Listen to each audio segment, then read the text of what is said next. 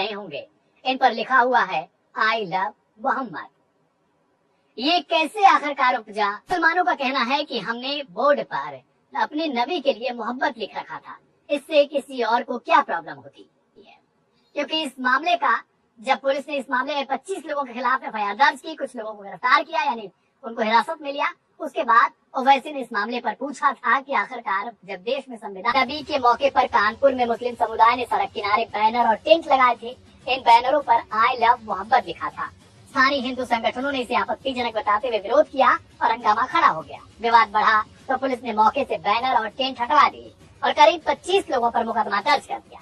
आरोप लगाया गया कि बिना अनुमति नई परंपरा शुरू कर सामुदायिक सौहार्द बिगाड़ने की कोशिश की गई। अब लगातार विरोध बढ़ता जा रहा है, प्रदर्शनों का दौर चालू है।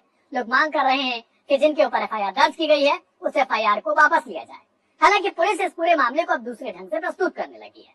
पुलिस का कहना है कि ऐसा कुछ भी नहीं था, सिर्फ एक नई परंपरा की शुरुआत हो रही थी, इससे सामुदायिक सौहार्द बिगड़ सकता था। जो लोग थे, दूसरे लोग यानी दूसरे पक्ष के, उनको समस्या हो सकती थी। इस वजह से जब उनकी तरफ से मांग की गई तो हमने सिर्फ एफआईआर दर्ज की कार्रवाई के लिए कि इस तरीके से ना किया जाए, उन्माद ना फैलाया जाए।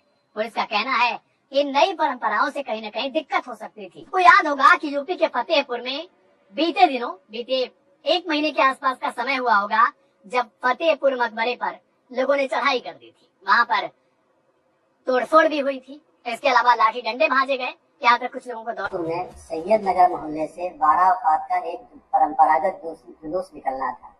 मोहल्ले के कुछ लोगों द्वारा परंपरागत स्थान से अलग स्थान पर हट करके एक टेंट लगा दिया तथा उस पर आई लव मोहम्मद का एक बैनर लगा दिया गया, जिसका एक पक्ष के द्वारा विरोध किया गया।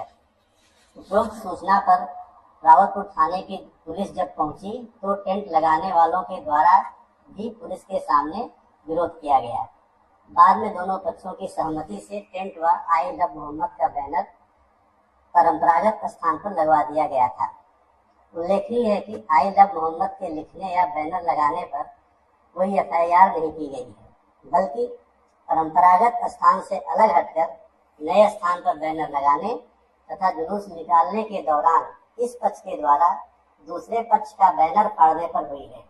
अनुरोध है कि इस संबंध में कोई भ्रांति न। हिंदुओं का पर्व सही तरीके से मनाया जा सकता है और वो अपने हिसाब से नारे लगा सकते हैं, अपने हिसाब से पोस्टर लगा सकते हैं, बैनर लगा सकते हैं। तो फिर हमें भी आजादी दी जानी चाहिए और आजादी शुरू से दी भी गई है। लिखता रहा हो, आपने देखा कि किस तरीके से इन मामलों को तूल पकड़ाया जाता है।